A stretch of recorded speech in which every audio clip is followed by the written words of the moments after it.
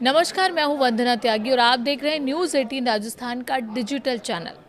पाकिस्तान में ईरान और अमेरिका के बीच शांति वार्ता विफल होने के बाद स्टेट ऑफ हॉर्मुज को लेकर दोनों देशों के बीच तनाव एक बार फिर बढ़ गया है। ये दुनिया का सबसे अहम तेल मार्ग है, जहां आंशिक नाकेबंदी पहले से ही जारी है। अब डोनाल्ड ट्रंप इसे पूरी तरह ब्लॉक करने की बात कर रहे हैं। इससे वैश्विक तेल सप्लाई की कीमतों पर बड़ा असर पड़ सकता है। इसका सीधा असर भारत जैसे देशों पर पड़ेगा, जहां महंगाई और एलपीजी संकट गहरा सकता है। हालांकि भारत अब अपने क्रूड ऑयल खरीद के फॉर्मूले को बदल रहा है। भारत अब ओमान और दुबई ग्रेड की जगह अन्य देशों से खरीदने के फॉर्मूले पर काम कर रहा है।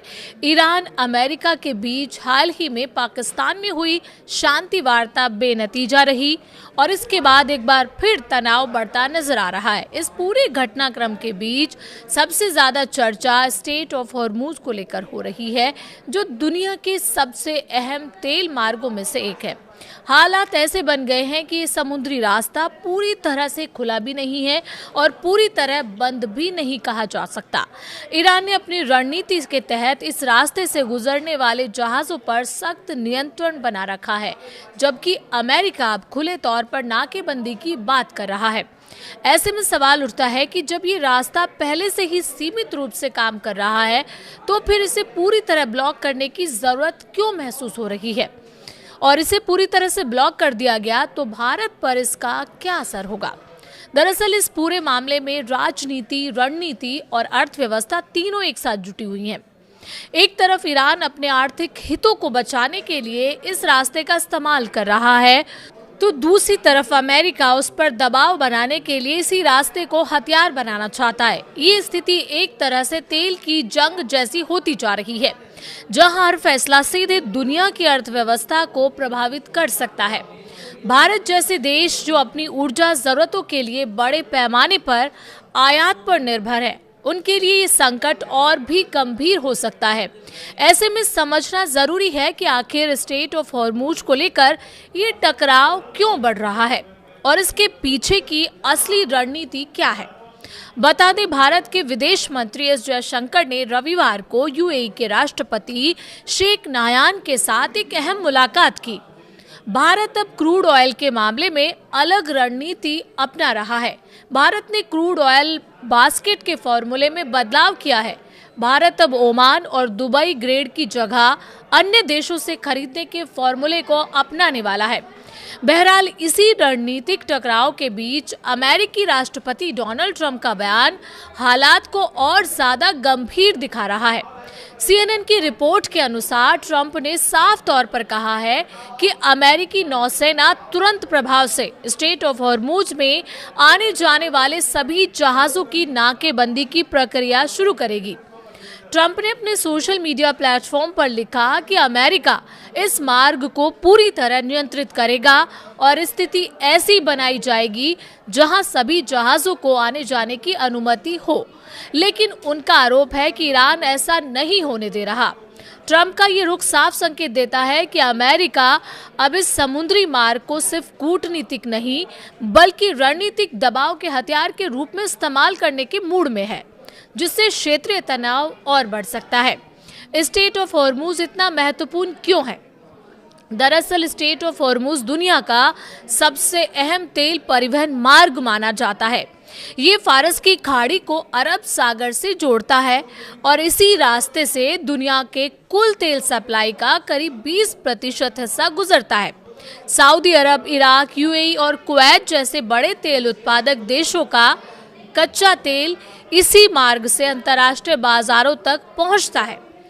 अगर इस रास्ते में कोई भी गड़बड़ी होती है तो इसका सीधा असर वैश्विक तेल कीमतों पर पड़ता है।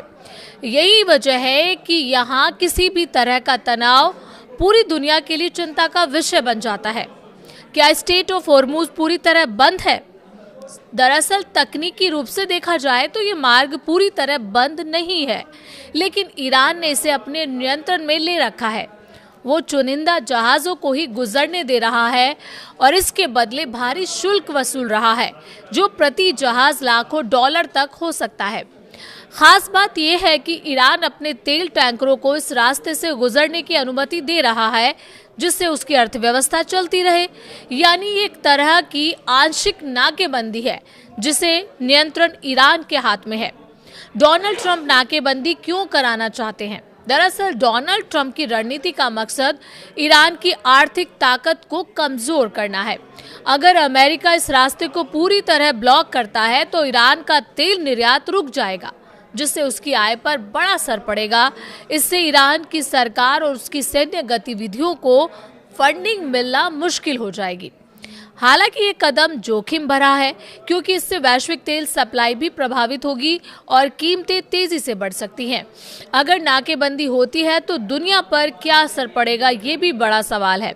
दरअसल अगर स्ट्रेट ऑफ हॉर्मुज पूरी तरह बंद हो जाता है तो इसका असर पूरी दुनिया की अर्थव्यवस्था पर पड़ेगा। तेल की कीमतें अचानक बढ़ सकती हैं, इससे पेट्रोल डीजल महंगे हो जाएंगे। इसका असर ट्रांसपोर्ट, मैन्युफैक्चरिंग और रोजमर्रा की चीजों की कीमतों पर भी पड़ेगा।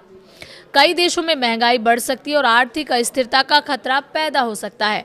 भारत पर इसका क्या असर पड़ेगा, ये सबसे बड़ा सवाल है।